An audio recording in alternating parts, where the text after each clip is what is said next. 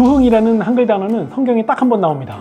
여호와여 주는 주의 일을 수년 내에 부흥하게 하옵소서.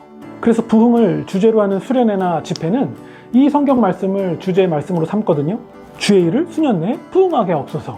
근데 여기서 안 맞는 부분이 있어요. 보통 교회에서 부흥이라는 단어를 쓰면 양적 성장 혹은 수적 성장이잖아요. 그죠? 그런데 하박국서의 말씀은 그런 의미의 부흥이 아니에요. 일단 하박국서에서는 두 가지 질문이 나옵니다. 첫 번째는 하나님 왜 구해주지 않으세요? 입니다. 당시 이스라엘 사회는 폭력, 다툼, 약탈, 잔인함 이런 것들로 얼룩져 있었고 지도층, 상류층들이 저지르는 부조리함은 뭐 말할 것도 없었죠. 이때 하박국 선지자가 하나님께 질문한 거예요. 하나님 언제 구해주실 거예요? 왜 제가 불의를 보게 하십니까? 이때 하나님이 대답하세요. 잔인한 짐승 같은 바벨론 군대 알지? 그 군대가 이스라엘로 쳐들어올 거야. 하나님의 백성 이스라엘이 오히려 악을 창궐하게 했잖아. 그래서 나 하나님이 바벨론 군대를 이스라엘을 심판하는 도구로 삼을 거야. 그러자 하박국 선지자가 머리가 띵해지면서 두 번째 질문을 합니다. 잠깐만요 하나님, 우리 이스라엘 백성이 패역한 건 맞아요. 뭐 심판을 받아도 할 말이 없는 것도 맞아요. 그런데 악한 이스라엘을 심판하신다고 더 악한 바벨론 군대를 사용하신다고요? 아, 이건 아니지 않습니까 하나님? 그러자 하나님이 답변하십니다. 나도 알지. 그래서 바벨론도 심판받게 될 거야. 악한 이스라엘이 심판받는데 더 악한 바벨론 군대를 내가 그냥 두겠니? 정리하면 이렇습니다.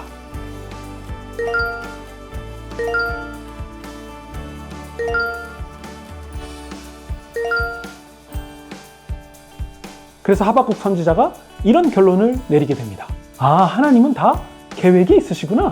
그러면서 이 말씀이 나오는 거예요. 여호와여 주는 주의 일을 수년 내에 부응하게 하옵소서.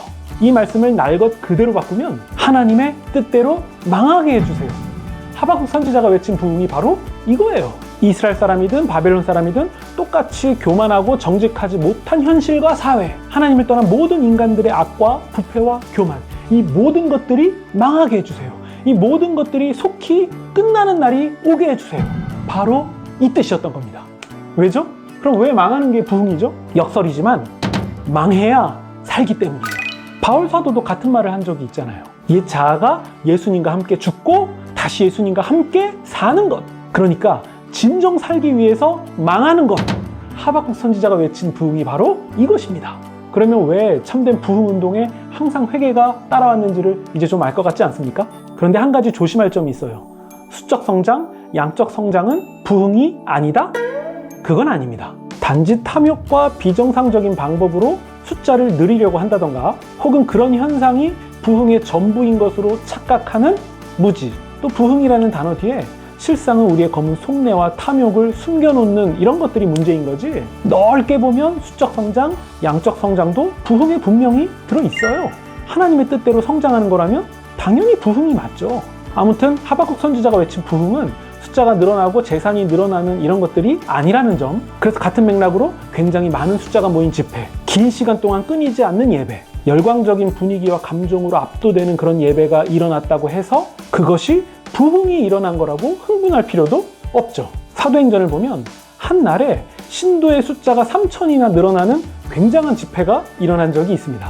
그런데 사도들은 그런 집회를 똑같이 재현하려고 하지 않았습니다. 그게 중요한 게 아니었던 거죠. 어떻게 삶이 변하고 성품이 변해가는가. 사도들은, 성경은 이 점을 주목했습니다.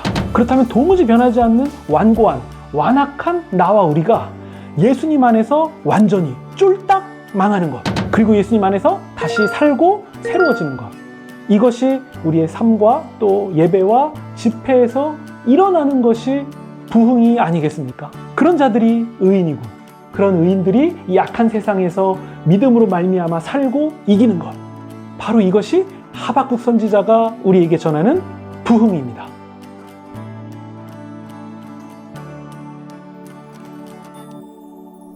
그런 의인은 무화과 나무가 마르고 포도나무, 감람나무에 소출이 없고 우리의 양이 없고 외양간에 송아지가 없어도, 그러니까 쫄딱 망해도 나는 구원의 하나님으로 말미암아 기뻐할 수 있다.